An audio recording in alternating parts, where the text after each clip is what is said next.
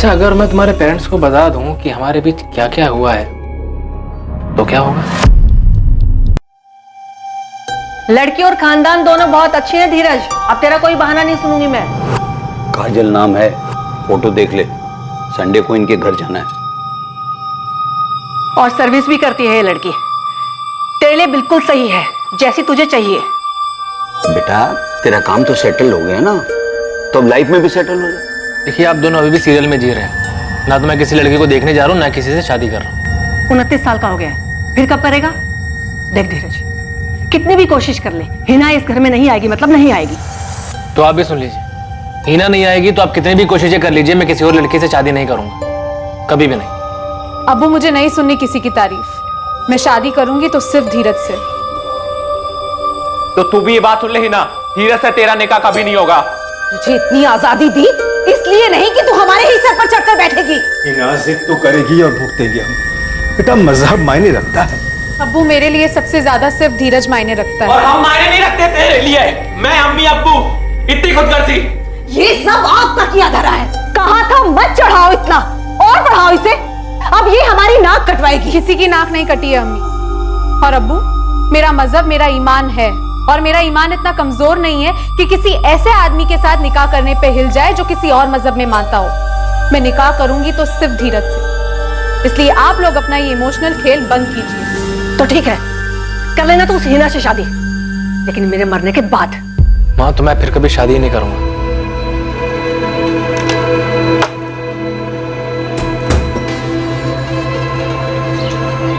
बहुत थक गया हूँ हिना। मैं भी। हमें चुनो या धीरज को चुनो, पूरी जिंदगी अपनी शक्ल मत दिखाना। अभी ये धमकियां बर्दाश्त नहीं होती है धीरज। माँ ने भी धमकी दी है, तुमसे शादी की तो वो कुछ कर लेंगी। कभी सोचा नहीं था कि लाइफ में ये सब भी देखना पड़ेगा। आज स्टॉक मार्केट बहुत ऊपर चढ़ा, क्लाइंट से अच्छी खासी ब्रोकरेज मिली है, सब खुश थे। मेरे लिए इन सब खुशियों के कोई मायने ही नहीं है। हिना, पता नहीं ये सब लोग हमें एक साथ जीने भी देंगे या नहीं। अगर साथ जीने नहीं देंगे तो जिंदगी जीने का क्या मतलब है धीरज? ऐसे में हमारे पास एक होने का सिर्फ एक ही रास्ता है हिना, हम एक साथ मर जाते हैं। उन्हें प्रॉब्लम तो हमारे एक साथ जीने से है ना।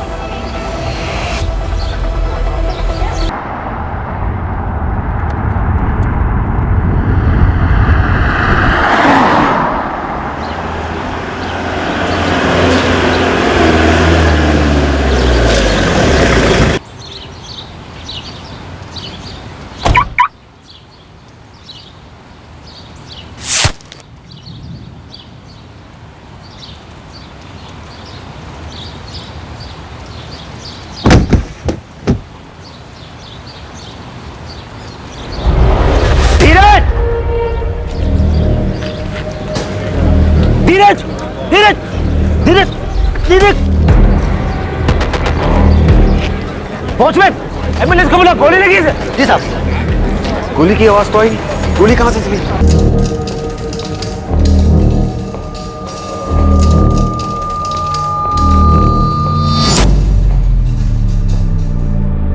नितिन, क्या हुआ ये सब? कैसे, किसने गोली मारी? मालूम नहीं आंटी, पुलिस अभी ऑफिस कॉम्प्लेक्स पहुंची है, इंक्वायरी कर रहे हैं वो लोग। लेकिन ये हुआ कैसे नितिन? किसने मारा? पता नहीं अभिनव, मैं जस्ट अपनी गाड़ी से उतरा, धीरज को गिरा हुआ देख। धीरज कैसा है? डॉक्टर ने क्या कहा? अभी कुछ नहीं बोला, अंदर लेकर गए, लेकिन क्या नितिन? उसकी बॉडी में कोई हरकत नहीं थी। ब्रॉड डेड केस था ऑफिसर। स्कल के अंदर हमें एक गोली मिली। गोली सर के पीछे से होते हुए अंदर घुसी है। डॉक्टर साहब, सिर्फ एक गोली मिली है? जी हाँ, गोली चलाने वाला बहुत होशियार था, उसका निशाना बहुत पक्का था। जान लेने के लिए एक ही गोली काफी थी।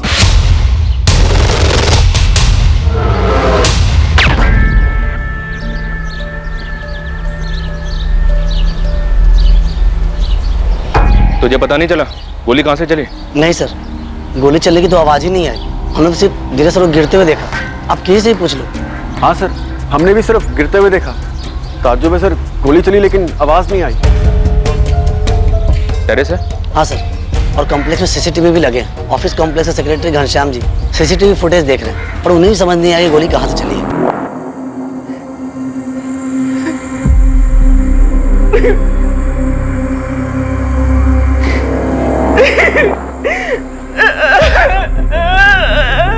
धीरज और हिना ने साथ आत्महत्या का प्लान बनाया, क्या ये उसी प्लान का हिस्सा था?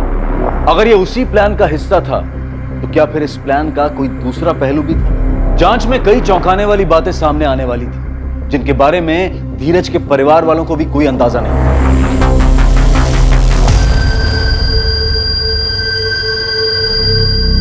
हाय रशिका, तुम्हें कुछ पता चला? कोई कॉल या मैसेज? किसका कॉल या मैसेज? वो धीरज को गोली लगी। हाँ? कहाँ हुआ ये रशिका? हाँ? बोलो, बता क्यों नहीं रही हो? धीरज के पार्टनर नितिन का मैसेज आया था मुझे, उसने तुम्हें बताने को कहा। धीरज इज नो मोर। हिना, हिना, धीरज को गोली मार दी गई। ये खास वजह जो आप लोगों को पता है। धीरज का है? हाँ? तुम यहाँ पर खबरदार जो मेरे बच्चे के पास जाने की कोशिश भी की तो जो कुछ भी हुआ सिर्फ इसकी वजह से हुआ। इसने मारा सिर्फ मेरे बच्चे को, खूनी है ये सर, खूनी है, इसने मारा मेरे बच्चे को।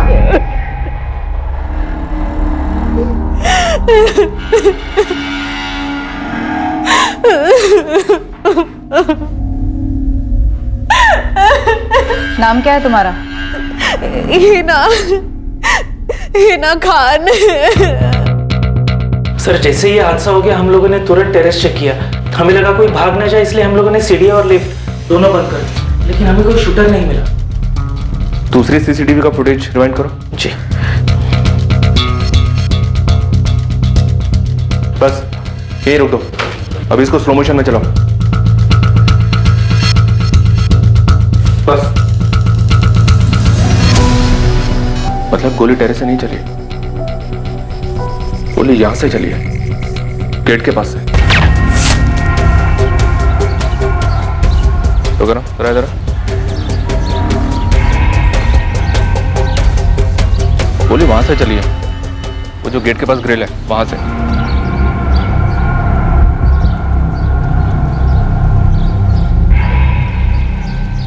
घनश्याम जी, इस तरफ कोई सीसीटीवी नहीं है? नहीं सर, उस तरफ तो कोई नहीं है। तुम्हारी ड्यूटी तो यहीं पर है, फिर भी तुमने नहीं देखा? सर मेरी ड्यूटी गेट पर है और मेरा ध्यान भी उस तरफ रहता है, मुझे पता ही नहीं चला गोली कहाँ से चली। मतलब गोली चलाने वाले को पता था कि तुम्हारा ध्यान उस तरफ रहता है और यहाँ कोई सीसीटीवी नहीं है? तनुश्री, तुषार, तुम दोनों धीरज के ऑफिस में काम करते हो ना? जी सर। Yes sir. कोई अंदाजा है तुम लोगों को ये काम किसने किया होगा? टाइम और स्पॉट चूज करके गोली मारी गई। तुम्हारे बॉस धीरज का तो रूटीन होगा ना, उसी टाइम पे आना और गाड़ी यहाँ पार्क करना। सर धीरज सुबह 8:45 तक ऑफिस पहुँच जाते थे और हम लोग भी स्टॉक मार्केट खुलने के 45 मिनट पहले तक ऑफिस पहुँच जाते हैं, ये कोई 8:30 तक। सर रोज मंडे टू फ्राइडे धीरज इसी समय पर आते थे, लेकिन हमें इस बात का बिल्कुल आइडिया नहीं है कि ये सब किसने किया होगा। मेरा बेटा धीरज और हिना दोनों आपस में शादी करने की जिद पर अड़े हुए थे। हिना और उसकी फैमिली ने मारा सर मेरे बच्चे को। कितकी जी, हीना और उसकी फैमिली से हम जरूर पूछताछ करेंगे। नहीं सर, ऐसे पूछताछ करने से नहीं बताएंगे वो। सर उन्हें जेल में डालकर उनकी हड्डियां तोड़ दीजिए।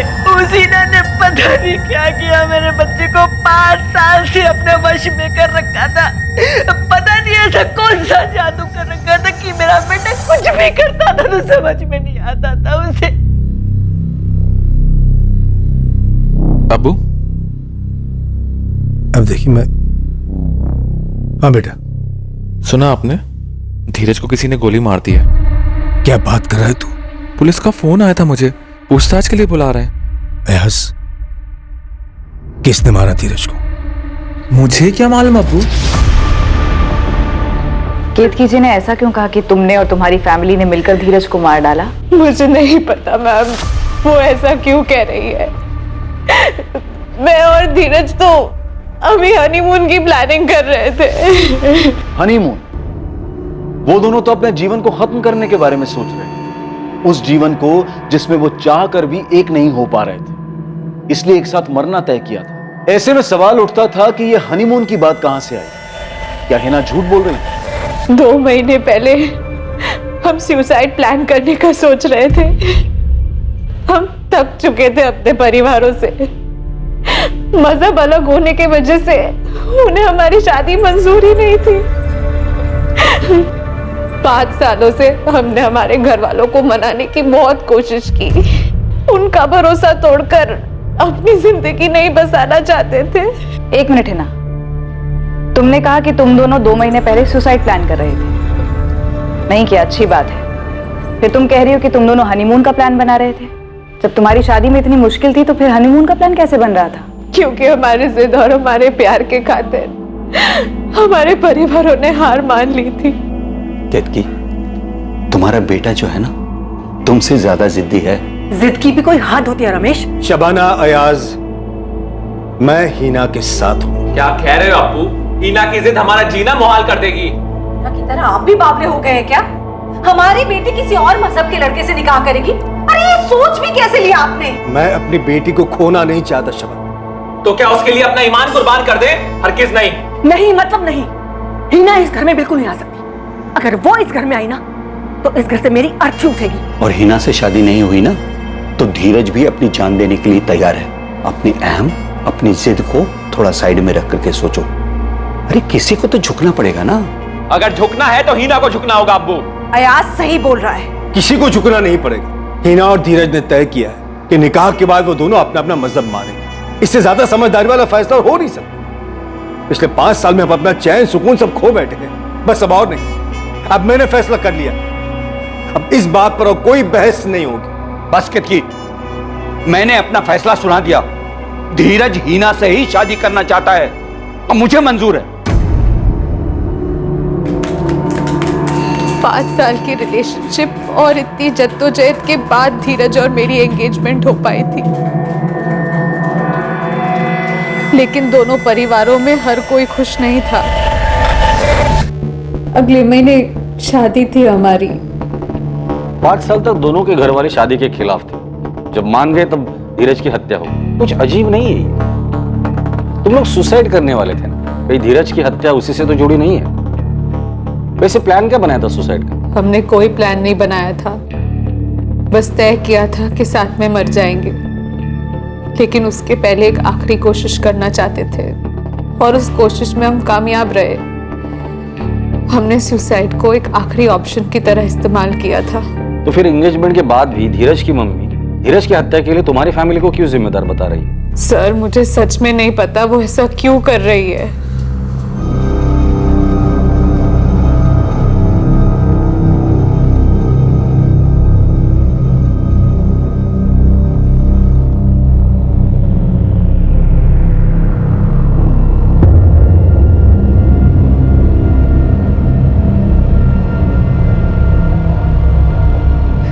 यहाँ भी आ गई? निकल यहाँ से। मैंने कहा ना जो यहाँ से। अरे कितनी बेशरम लड़की है, सुनाई नहीं देता तुझे? मैंने कहा ना जो यहाँ से, और अपनी शक्ल मत दिखाना मुझे। मैं आपको बताया ना, हमें कुछ नहीं पता इस बारे में। और आपको क्या पूछना है? अयाज, तुम, तुम्हारी अम्मी शबाना और अब्बू कलीम तीनों मुझे 15 मिनट के अंदर पुलिस स्टेशन में चाहिए। अगर नहीं पहुंचे तो हम वहां पहुंचेंगे और घसीट कर पुलिस स्टेशन लेकर आएंगे। लो भुगतो अब्बू। अभी तक पुलिस धीरज के कत्ल का इल्जाम लगा रही थी, अब धमकी दे रही है। अब हम लोग कितना भी बोल लें कि हमने कुछ नहीं किया है, वो हमारी नहीं मानने वाले हैं।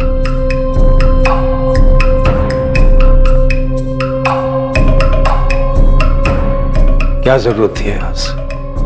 क्यों? आपको वाकई में लगता है कि धीरज का कत्ल मैंने करा है?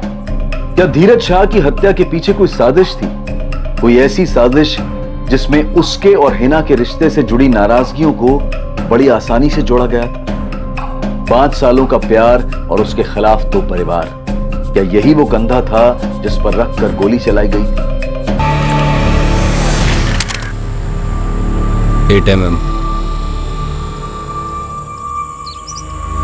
अब इसका साइलेंसर, ये गन, साइलेंसर और एक बॉक्स बुलेट कितना?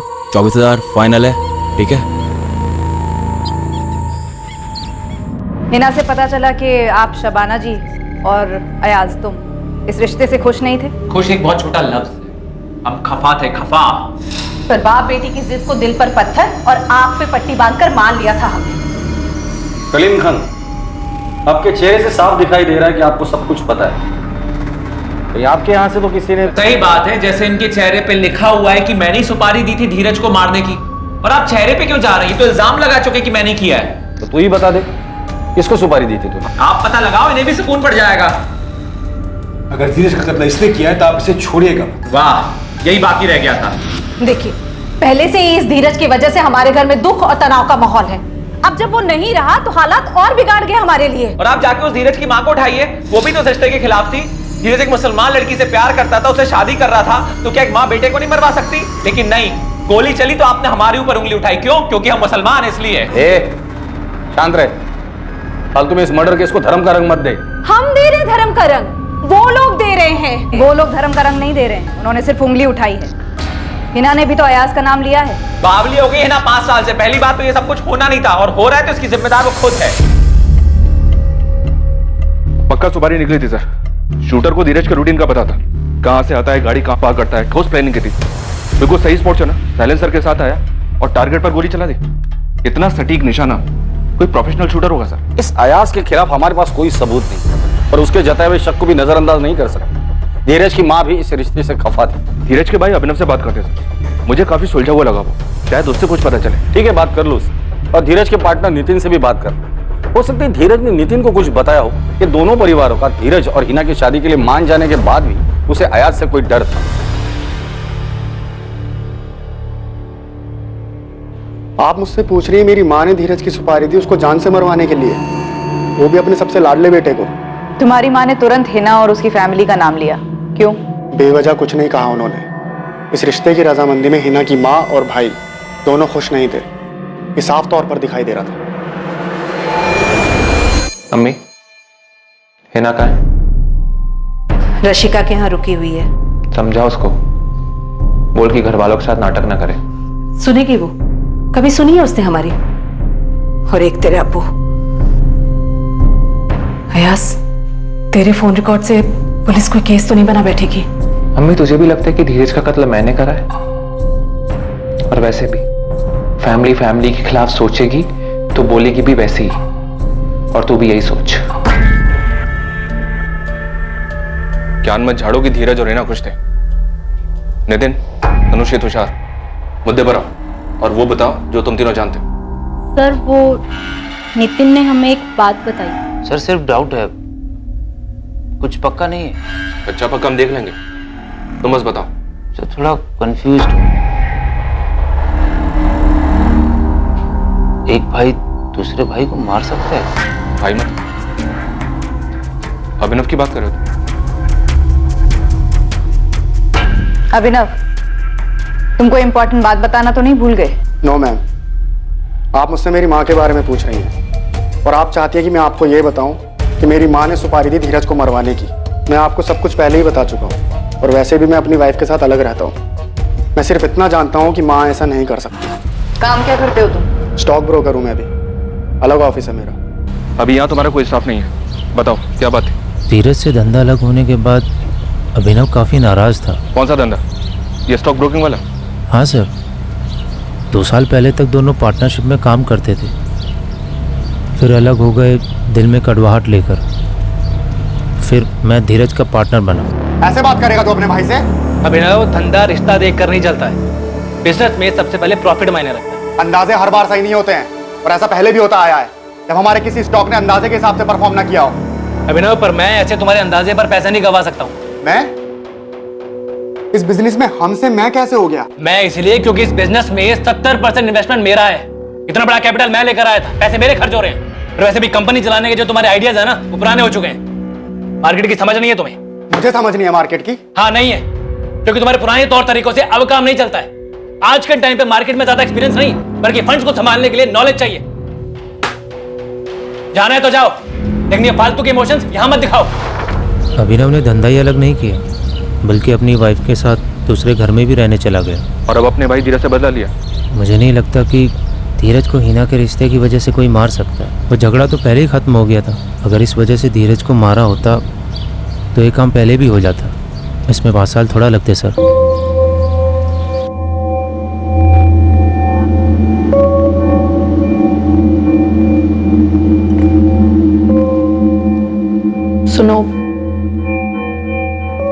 तुमको लगता है माँ ने किया होगा ये सब? अंजलि माँ कैसे? वो किसी सुपारी किलर तक कैसे पहुंची होंगी? मैं सोच रही थी कि ऐसा भी तो हो सकता है ना कि माँ ने इसके लिए धीरज के ऑफिस में किसी से बात की हो।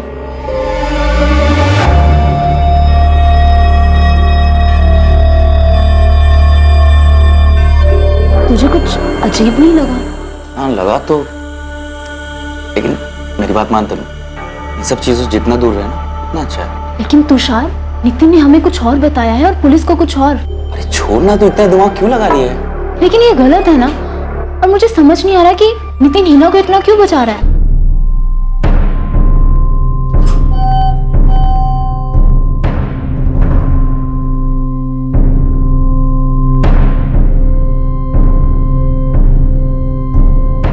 धीरज पर गोली चलाने वाला पुलिस की रडार से अभी तक कोसों दूर था।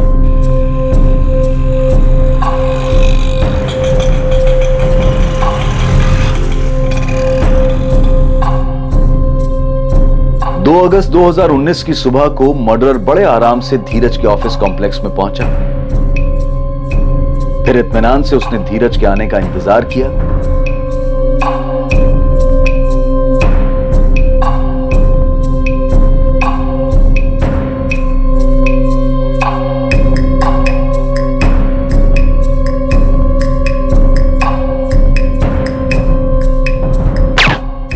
वो जो काम करने आया था उसे बड़ी ही सफाई से अंजाम दिया, टारगेट पर निशाना लगाया और निश्चित होकर वापस चला गया।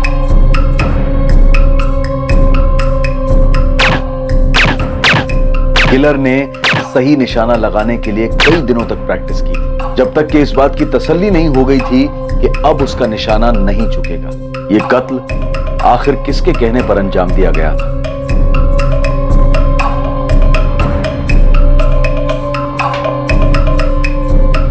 आज की भी छुट्टी ले लो हिना, और अपना मन थोड़ा शांत करो। हो सके तो धीरज की मॉम ने सोशल मीडिया पर एक पोस्ट शेयर की और उन्होंने धीरज के खून का इल्जाम लगाया है मुझ पर। ये फॉरवर्ड मैसेज मुझे आया रशिका, लेकिन आप ऐसा क्यों कर रही है माँ? माँ मत बोल मुझे। लेकिन आप क्यों कर रही है ऐसा मेरे साथ? क्योंकि तू इसी लायक है। जान लिया तूने मेरे बेटे की। मैंने कुछ नहीं किया है आंटी, आपने तो धीरज को मुझे आखिरी बार देखने भी नहीं दिया। आप नहीं समझ सकती मेरे दुख, मेरे तकलीफ को।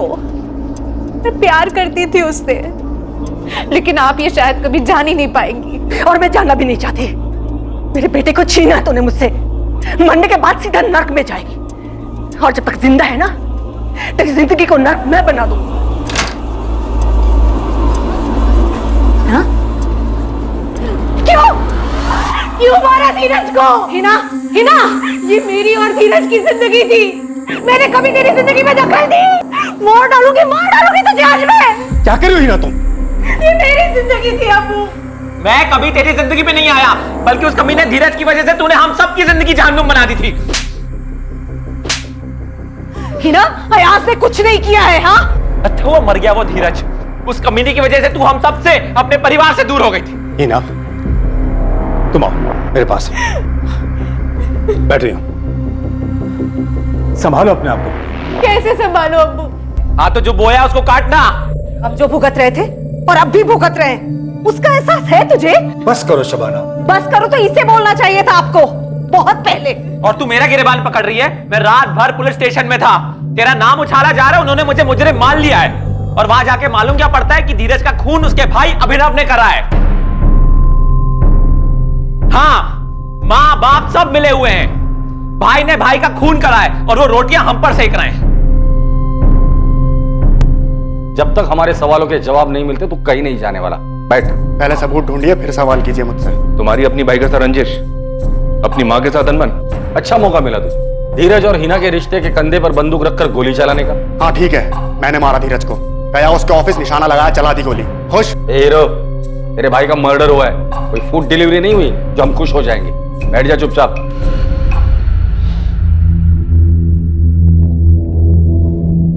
सर, हम दोनों भाइयों के बीच अनबन थी। मेरे और धीरज के झगड़े में माँ ने भी धीरज का साथ दिया था, इसलिए सर मैं अपनी माँ से खफा था। लेकिन सर मैं खफा था, हूं नहीं। हाँ, मैं अलग होना चाहता हूँ धीरज से। अभी को अपने खुद का बिजनेस स्टार्ट करना है। करने दो माँ। क्या बोल रहे हो तुम दोनों? दो भाई आपस में झगड़ोगे अच्छा लगता है क्या? एक ही छत के नीचे रहकर तुम दोनों अपना अपना अलग अलग काम करोगे। ये कंपनी साथ में शुरू करने की बात हुई थी ना? एक छत के नीचे नहीं माँ, मैं और अंजलि दूसरे घर में शिफ्ट हो रहे हैं। अरे ऐसी क्या बात होगी, कौन सा बड़ा झगड़ा हो गया कि हमसे पूछे बिना इतना बड़ा फैसला ले लिया तुम लोगों ने? बस 1 महीना और, मैं और अंजलि दूसरे घर में शिफ्ट हो जाएंगे। वैसे भी इसके अहंकार से थक चुका हूं मैं। अपनी कंपनी शुरू तो कर, फिर मालूम पड़ेगा कंपनी चलाना कितना मुश्किल होता है। हाँ, जैसे बिजनेस तेरे पैसों पर चल रहा था। तो नहीं चल रहा था क्या? धीरज, अभिनव, चुप हो जाओ तुम दोनों। क्या हो गया तुम दोनों को? कुछ नहीं हुआ है, जो गलत हो रहा था उसे सुधार दिया जाएगा अब। अभिनव, तुम अपने भाई के साथ ऐसा क्यों कर रहे हो? और अंजलि, तुम्हारी हिम्मत कैसे हुई इसकी बात मानने की? माँ, हमने साथ में तय किया है, धीरज को अकेले उनका बिजनेस करने दिया जाए। वैसे भी उनका बिजनेस और हिना को पाने की कोशिश अकेले ही करे वो, हमारे बस में नहीं अब उनका साथ देना। 1 मिनट, ये हिना का नाम बीच में क्यों आ रहा है? हिना का नाम मत लो अंजलि, वैसे भी अब बस 1 महीने की बात और है। नहीं, ये अंजलि हिना का नाम बीच में क्यों ला रही है? बस करो धीरज, ऐसी बहुत सी बातें हैं जिसे मैं बीच में लेकर नहीं आ रहा हूं। और अंजलि ने हिना का नाम लिया, उसके लिए मैं सॉरी बोलता हूं तुम्हें। ये क्या बोल कर गया धीरज? पता नहीं माँ, मुझे फर्क भी नहीं पड़ता है, करने दो उसे जो करना है। सर, मैं उस इंसिडेंट से बाहर आ चुका हूं। आज मेरे पास अपना घर है, टाइम पर EMI भर रहा हूं। सर, अगले साल बच्चे की प्लानिंग भी की है। सर, आप बताइए मेरे पास उसको मारने का क्या कारण है? तुमने कहा कि बहुत सी चीजें तुमने बीच में नहीं लाई, क्या थी वो चीज? सर, अब क्या मतलब उस बारे में बात करके? मेरा भाई अब रहा नहीं, और वैसे भी सर, धीरज और मेरे बीच जो अनबन थी वो बिजनेस को लेके ही थी। और रही बात घर छोड़ने की, तो वो घर 5 लोगों के लिए बहुत छोटा था सर। पर वो बहुत सी चीजें क्या थी अभिनव जो उस दिन तुमने नहीं कही? नितिन था सर। नितिन और धीरज दोनों बैचमेट्स थे। जब हमारा झगड़ा हुआ, मैं तभी समझ गया था सर कि धीरज मुझे आउट करके नितिन को इन करना चाहता है। और तू आउट नहीं होना चाहता? और धीरज और मेरे झगड़े के बारे में भी आपको नितिन नहीं बताया होगा सर, राइट? तुम ये कहना चाह रहे हो कि नितिन ने ये झांसा दिया? मैं कुछ कहना नहीं चाह रहा हूँ सर, मैं सिर्फ आपके सवालों के जवाब दे रहा हूँ और आपके शक को दूर कर रहा हूँ। सर, मेरे पास कोई वजह नहीं थी धीरज को मारने की, और ना ही माँ ने ऐसा किया होगा। सर, माँ को प्रॉब्लम थी तो हिना से थी, जो कि 5 सालों से थी। और सर, मेरा भाई कोई दूध पीता बच्चा नहीं था। दूध पीता बच्चा मतलब कहना क्या चाहते हो? मतलब सर, ऐसे कैसे हो सकता है कि कोई एक दिन आता है और धीरज को गोली मार देता है? सर, धीरज को कुछ तो अंदाजा हुआ होगा कि उसके साथ कुछ गलत हो सकता है, और हिना और नितिन ये दोनों सबसे करीब थे उसके। तो ये कैसे हो सकता है कि उसने हिना और नितिन को कुछ ना बताया हो? बताया होता तो हिना और नितिन के पास क्या कारण था इस बात को छुपाने? अजीब है सर, ये नितिन अभिनव पे बॉल फेंक रहा है और अभिनव वापस नितिन पे बॉल फेंक रहा है। लेकिन इस नितिन के पास क्या मोटिव हो सकता है अपने ही पार्टनर को मरवाने का? धीरज! धीरज को गोली लगी है। हाँ? धीरज के पार्टनर नितिन का मैसेज आया था मुझे, उसने तुम्हें बताने को कहा है। लेकिन ये हुआ कैसे नितिन? किसने मारा? पता नहीं अभिनव, मैं जस्ट अपनी गाड़ी से उतरा, धीरज को गिरा हुआ देखा। सर, नितिन और धीरज के बीच पार्टनरशिप में कोई गड़बड़ हो सकती है, या फिर हिना के साथ कोई गड़बड़? सर, हिना की फैमिली के साथ अभिनव की फैमिली के भी सारे फोन रिकॉर्ड्स छान मारे, लेकिन लगता नहीं कि इसमें कुछ गड़बड़ है। ना ही कोई सस्पिशियस फोन कॉल्स हुए हैं और ना ही पैसे को लेकर कोई लेन देन की बात जिससे सुपारी किलिंग का शक। हमारे पास अभी तक शूटर्स की कोई खबर नहीं है। खबरी नेटवर्क क्या कर रहा है? वो लोग भी काम पर लगे हुए हैं सर। बहुत से सुपारी क्रेड्स का पता किया उन लोगों ने, लेकिन धीरज के नाम की सुपारी निकालने की मार्केट में कोई खबर नहीं है। हिना के भाई अयाज को भी ठीक से चेक किया, लगता नहीं कि उसका इसमें कुछ हाथ होगा। लेकिन किसी ना किसी का तो हाथ जरूर है। एक काम कर सकते हैं सर, ये नितिन और हिना इन दोनों से अलग अलग पूछते हैं। अभिनव का शक बेवजह नहीं होगा, धीरज ने इन दोनों को कुछ ना कुछ तो बताया होगा। अगर धीरज ने नितिन और हिना को कुछ बताया होगा तो ये लोग हमसे क्यों छुपा रहे हैं?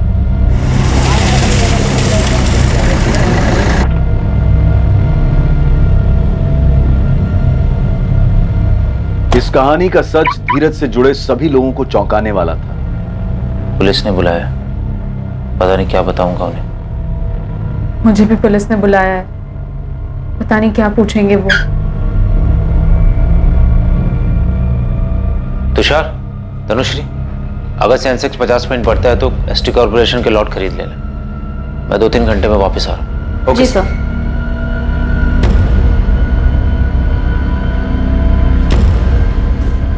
तुषार, नितिन का चेहरा देखा तुमने? पुलिस को पक्का कुछ भनक लगी है।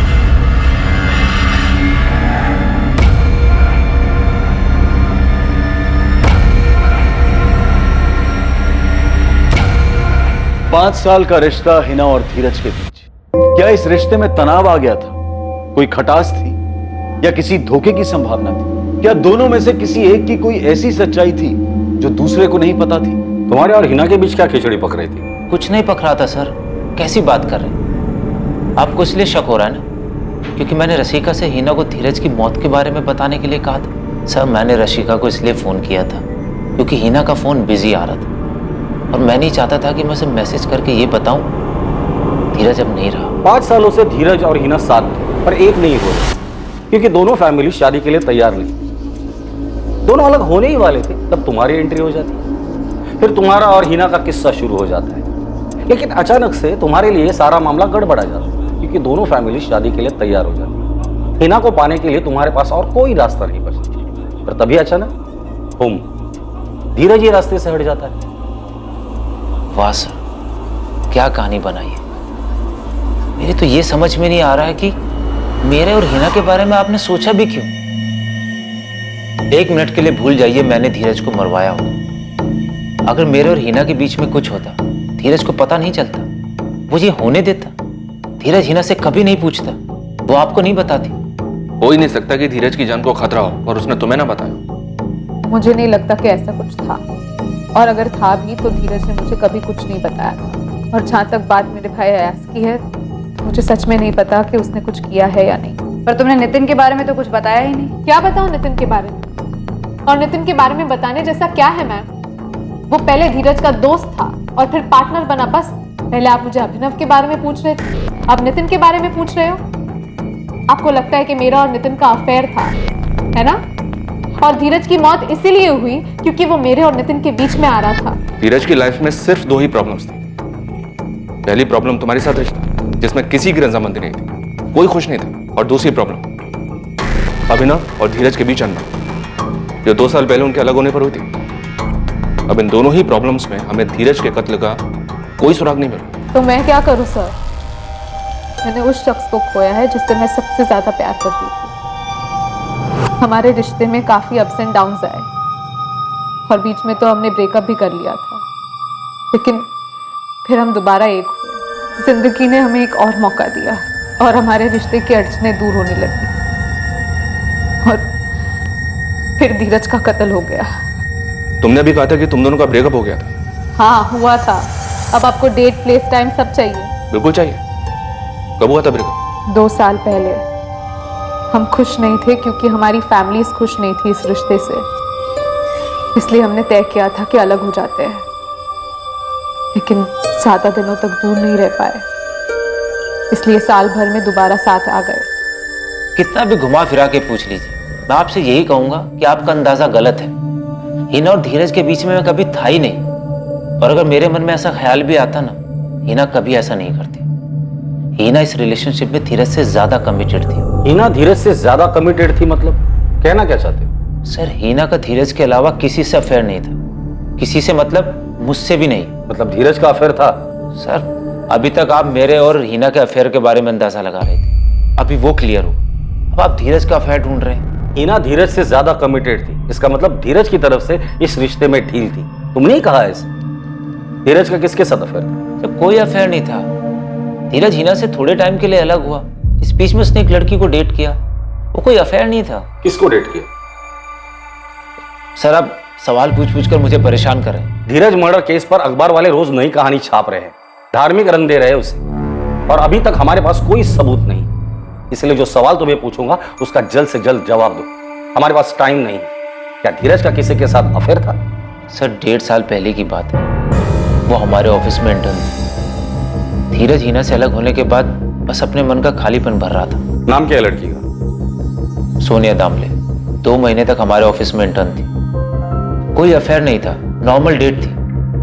वो साफ दिखाई देता था धीरज उसके साथ कमिटेड नहीं है। सोनिया दामले का नंबर चाहिए मुझे, तुम्हारे रिकॉर्ड में तो होगा ही। हाँ सर, हमारे ऑफिस कॉम्प्लेक्स में एक ब्रोकिंग कंपनी में काम करते, 4th फ्लोर पर। लेकिन सर 2 साल पुराने अफेयर का धीरज के मर्डर से क्या ताल्लुक? वो हम देख लेंगे, तुम सिर्फ सोनिया का नंबर दो।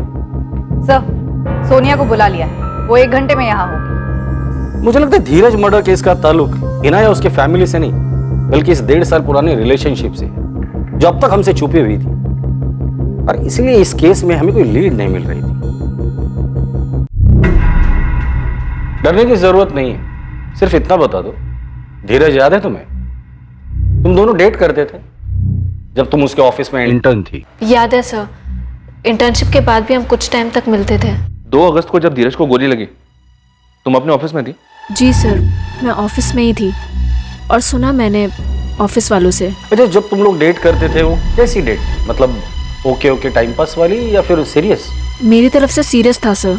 सीरियस मतलब कितना सीरियस? लॉन्ग टर्म, शादी? मैंने तो हमेशा शादी के बारे में ही सोचा था, पर आप लोग ये सब क्यों पूछ रहे हैं? मुझे नहीं पता कि धीरज को किसने मारा। 5 महीने की डेटिंग थी, उसके बाद नवंबर 2018 में हम अलग हो गए। 5 महीने? तो रिलेशनशिप फिजिकल भी रहा होगा। सॉरी मैम, पर ये मेरा पर्सनल मामला है, आपको ये क्यों जानना है? अच्छा, ब्रेकअप किसने किया था, तुमने या धीरज ने? हम दोनों अपनी मर्जी से अलग हुए थे, मुझे आगे कंटिन्यू नहीं करना था। उसका हिना के साथ पैचअप हो गया था। जब धीरज से डेट कर रही थी तुम्हें हिना के बारे में पता था? बिल्कुल नहीं सर, मुझे कोई अंदाजा नहीं था। हिना के नाम का बॉम्ब उसने अचानक से फोड़ा। सोनिया, मैं मानता हूँ कि मेरी गलती थी कि मैंने तुम्हें हिना के बारे में नहीं बताया, और वैसे भी हमारे बीच सब कुछ खत्म हो गया था, तो क्या बताता तुम्हें? तो तुमने मुझे रिश्तों के खाली गैप को भरने के लिए इस्तेमाल किया। मेरे साथ सिर्फ तब तक थे जब तक तुम्हारे और हिना के बीच सब ठीक नहीं हो जाता। नहीं सोनिया, ऐसी बात नहीं है। देखो, हमने एक दूसरे के साथ काफी अच्छा टाइम स्पेंड किया है। तुमने ऑफिस में काम सीखा, हम साथ में थे, तुम्हारी भी हेल्प हो गई। कितनी घटिया सोच है तुम्हारी धीरज। तुमने मुझे पहले कभी नहीं बताया कि तुम इतने लंबे वक्त तक किसी के साथ रिलेशनशिप में थे, और अब आज अचानक से ये बोल रहे हो तुम्हारी सो-कॉल्ड पुरानी गर्लफ्रेंड वापस आ गई है। I am so sorry Sonia. देखो, अगर तुम इस रिलेशनशिप को कंटिन्यू करना चाहती हो तो मुंह बंद रखो अपना, जस्ट शट अप। बहुत तकलीफ हुई, उसने कभी नहीं बोला कि वो हमारे रिलेशनशिप को लेकर सीरियस नहीं था, पर मैं जानती थी एक बात को लेकर बैठने का कोई फायदा नहीं है, इसलिए मैंने अपनी लाइफ और अपने काम को लेकर मूव ऑन कर लिया। इतनी आसानी से? ऐसे ही? हाँ सर। आप लोगों को क्या लग रहा है मैं कोई ठुकराई हुई प्रेमिका हूँ जो बदला लेना चाहती थी, और इस बदले के लिए मैंने धीरज पर गोली चलवा दी? क्यों, ऐसा होना पॉसिबल है ना? नहीं सर, मैंने उसे नहीं मारा। तुम्हारा अभी कोई बॉयफ्रेंड है? धीरज के केस से इसका कोई लेना देना है? सर, अब मैं धीरज से बिल्कुल भी कनेक्टेड नहीं हूँ, और ये मेरा पर्सनल मैटर है जिसमें किसी और को कोई इंटरेस्ट नहीं होना चाहिए।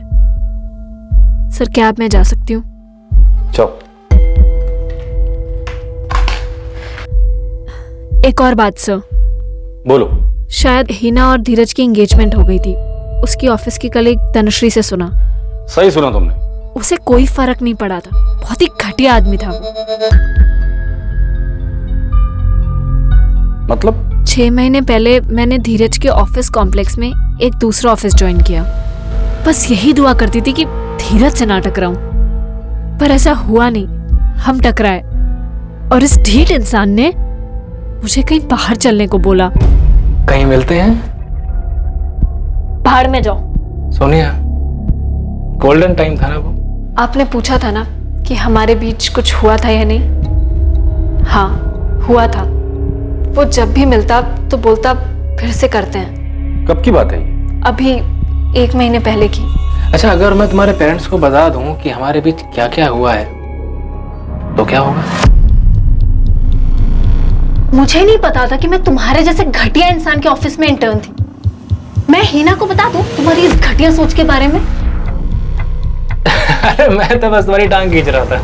पर मैं तुम्हारी टांगें तोड़ दूंगी। मैंने उसी वक्त धीरज को बराबर कर दिया। धीरज के इस नेचर के बारे में हमारे पास कोई जानकारी नहीं थी। मुझे यकीन है सर, किसी को नहीं पता होगा, नितिन सर को भी नहीं। हो सकता है उसने मेरी तरह किसी और को भी हैरेस किया हो। ये कभी एक परफेक्ट मर्डर था ही नहीं, ये बस विक्टिम धीरज के मतभेद भरे जीवन की वजह से तबाह हुआ। और जब इस अपराध की वजह और उसका असली मतभेद सामने आया तो वो कुछ ऐसा था जिसके बारे में कोई कल्पना भी नहीं कर सकता। सर, सोनिया के फोन रिकॉर्ड्स में करण पाटिल का नंबर है। दोनों की रोज बात होती है। बॉयफ्रेंड हो सकता है? कोई करीबी ही होगा, क्योंकि यहाँ से जाने के बाद भी सोनिया ने तुरंत उसी को फोन किया। करण, कहाँ है तू? सर पर ही हूँ यार, एग्जाम सर पे, मैंने कुछ पढ़ा नहीं है। शाम को मिलते हैं। कुछ पूछना है तुमसे। सर एक और धमाका। ये नितिन नायकर से बात हुई अभी। उसने बताया कि करण पाटिल भी धीरज का इंटर्न था उसी टाइम पे जब सोनिया वहां थी।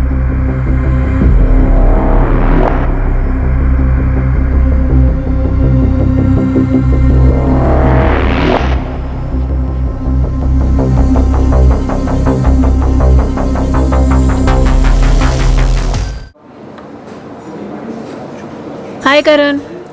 हाय। क्या हुआ? तू टेंशन में क्यों है? खाना क्यों नहीं खा रहा? कोई गलत स्टॉक मार्क किया क्या? नहीं, ऐसा कुछ नहीं हुआ। तू मुंह लटका कर क्यों बैठा है? सोनिया सुनो। बोलो। वो मैं तुम्हें प्रपोज करना चाहता था। हाँ तो करो प्रपोज। एक सेकेंड, मुझे प्रपोज? तुम्हें पता है ना मेरे और धीरज के बारे में? हाँ पता है, लेकिन तुम सीरियस हो धीरज के लिए? कैसी बात कर रहे हैं करण? टाइम पास के लिए डेट करूंगी। सॉरी। केस आखिरकार अपने अंतिम पड़ाव पर पहुंच रहा था, उस छोर पर जहां आरोपी के खिलाफ पुख्ता सबूत थे। सर मुझे लगता है करण पाटिल ही हमारा सस्पेक्ट है। 2 अगस्त 2019 को करण के फोन की लोकेशन डी के बिजनेस सेंटर कांदीवली एरिया धीरज शाह को ऑफिस कॉम्प्लेक्स ही दिखा रहा है। मर्डर वाले दिन और टाइम पर ये करण पाटिल क्राइम स्पॉट के पास ही था। उठाकर लेकर आओ इस करण और सोनिया को भी, पता तो चले ठुकराया हुआ प्यार और गुस्सा था कहां।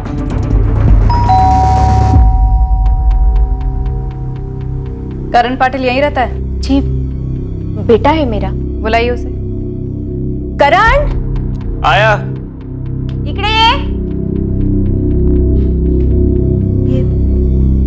करण पाटिल, धीरज शाह को क्यों मारा तूने?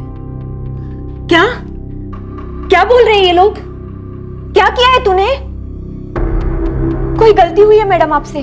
गलती तो हुई है, लेकिन हमसे नहीं, आपके बेटे करण से।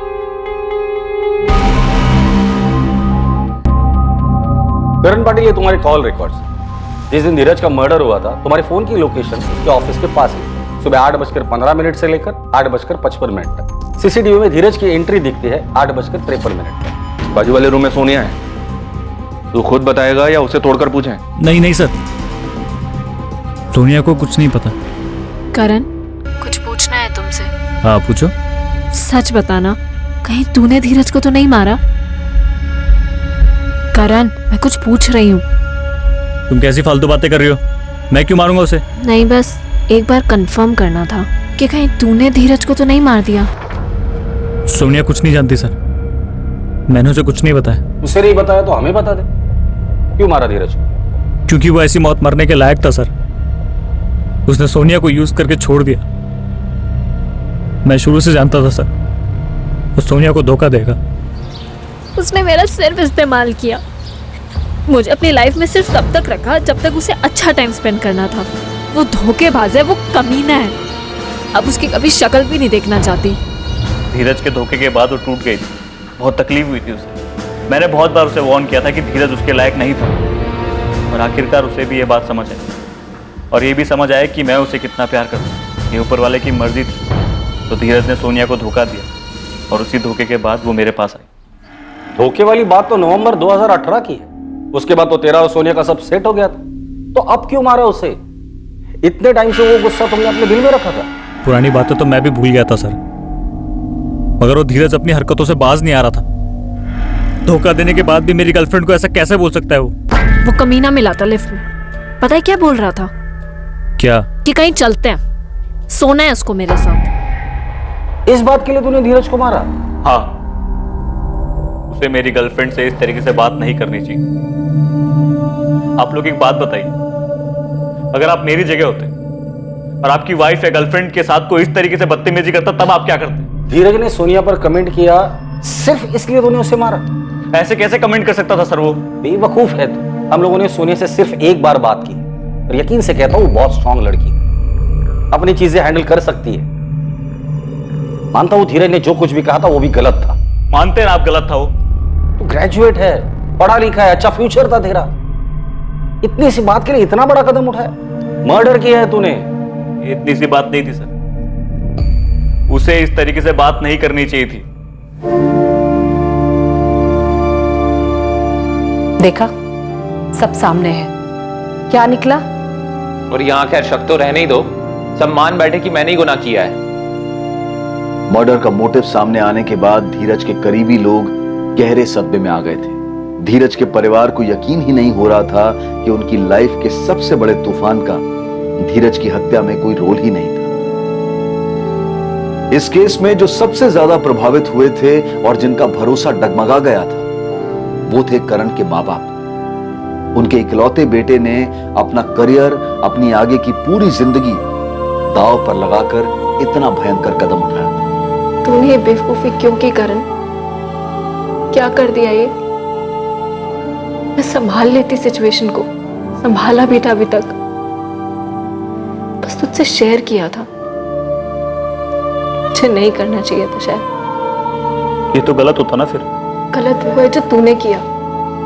क्या मिल गया तुझे धीरज को मार के? उल्टा तूने अपनी खुद की जिंदगी बर्बाद कर ली।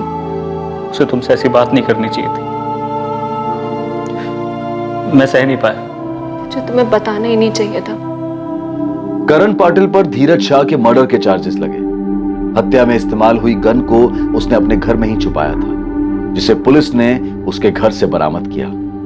यह बहुत ही दुखद घटना थी, जहां किसी को अपनी जान से हाथ धोना पड़ा और उसकी जान लेने वाले को ताउम्र इसके नतीजे भुगतने होंगे। इन दोनों के सामने अभी पूरी जिंदगी पड़ी थी, पूरी जिंदगी, जिसके बारे में सोचकर अब बस सिर्फ अफसोस ही किया जा सकता है। किसी के कुछ कहने पर खफा होना, चाहे खुद को कहें या किसी अपने को, ये वहीं तक लाजमी है जहां तक आप उस आदमी को ये बात समझा सकें कि ये बात गलत है और इससे ठेस पहुंचती है। ये गुस्सा, ये खफा होना, ये अंदर ही अंदर घुटकर तकलीफ देने वाले पर पलटकर वार करने की जो भावना है, ये असामान्य नहीं है। फिर चाहे ये भावनाएं वास्तविक दुनिया से आए या फिर सोशल मीडिया की काल्पनिक दुनिया से। जरूरी है कि हम उन चीजों को फिर से सीखें जिन्हें हम भूल गए हैं। किसी भी तरह की प्रतिशोध की भावना में आकर किए गए काम से बेहतर है कि हम समस्याओं का समाधान संवाद और आपसी बातचीत के जरिए निकालें। अब मैं अनूप सोनी आपसे विदा लेता हूं, फिर मुलाकात होगी एक और नए केस के साथ। देखते रहें क्राइम पेट्रोल सतर्क, सोमवार से शुक्रवार रात 11 बजे। और याद रखें, क्राइम और आपके बीच में सिर्फ इतना फर्क है कि आप कितने सतर्क हैं। सतर्क रहें, सुरक्षित रहें। जय हिंद।